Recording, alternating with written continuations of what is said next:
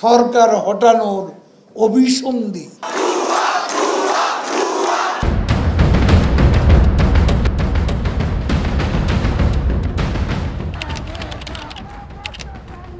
সরকারি চাকরিতে কোটা ব্যবস্থা নিয়ে ২০২৪ সালের ৯ জুলাই মঙ্গলবার ক্লাস পরীক্ষা বর্জন এবং গণসংযোগ কর্মসূচি পালন করেন শিক্ষার্থীরা। বৈষম্যবিরোধী ছাত্র আন্দোলনের আহ্বানে এই কর্মসূচি পালন করা হয়। কর্মসূচি শেষে সন্ধ্যা 6:30টার দিকে ঢাকা বিশ্ববিদ্যালয় কেন্দ্রীয় গ্রন্থাগারের সামনে সংবাদ সম্মেলন হয়। সংবাদ সম্মেলনে পরদিন বুধবার ১০ জুলাই সকাল ১০টা থেকে সন্ধ্যা পর্যন্ত সারা দেশে সকাল থেকে সন্ধ্যা পর্যন্ত বাংলা ব্লকেড কর্মসূচি ঘোষণা করা হয়। বৈষম্যবিরোধী ছাত্র আন্দোলনের অন্যতম সমন্বয়ক নাহিদ ইসলাম বলেন, সড়কপথ ও রেলপথ বাংলা ব্লকেডের আওতামুক্ত থাকবে। ফলত আমরা এমন একটা সমাধান চাচ্ছি যাতে করে কোটা নিয়ে আর কখনোই কোনো ধরনের সংকট বাংলাদেশে তৈরি না হয়। সেদিন সকাল 10টায় তারা ঢাকা বিশ্ববিদ্যালয়ের কেন্দ্রীয় গ্রন্থাগারের সামনে থেকে বাংলা ব্লকেড কর্মসূচি পালনের জন্য শাহবাগ মোড়ে যাবেন।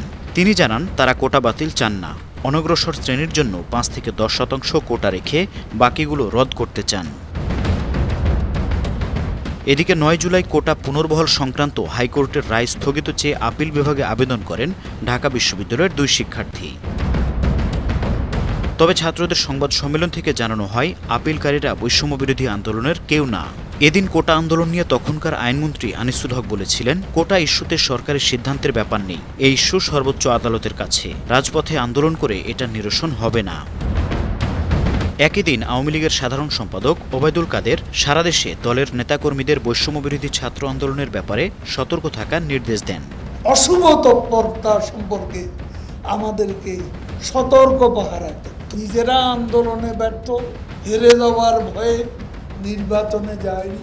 এখন যদি কোটা সংস্কার আন্দোলনের উপর ভর করে সরকার হটানোর অভিসন্ধি। এদিন কোটা ব্যবস্থা সংস্কারের দাবিতে দুপুরে মানববন্ধন করেন বাংলাদেশ প্রকৌশল বিশ্ববিদ্যালয় বুয়েটের শিক্ষার্থীরা।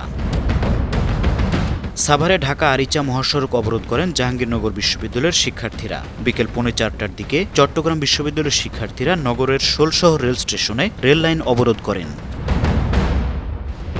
এদিন বিক্ষোভ সমাবেশ এবং অবস্থান কর্মসূচি পালন করেন রাজশাহী কলেজ, রাজশাহী বিশ্ববিদ্যালয়, বরিশাল বিশ্ববিদ্যালয়ের শিক্ষার্থীরা। দুপুরে হবিগঞ্জ শহরের প্রাণকেন্দ্রে সাধারণ শিক্ষার্থীদের ব্যানারে বিক্ষোভ মিছিল ও মানববন্ধন হয়। News desk, 52 TV.